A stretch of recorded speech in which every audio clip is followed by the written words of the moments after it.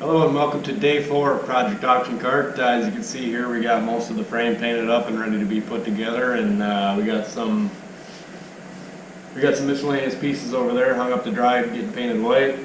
Also back behind me on the table, we also have some bolts being painted white back there as well. Still need to do the fairings, the axles, and the seats, but we're running out of space, so let's put some of this together so we can paint some more stuff.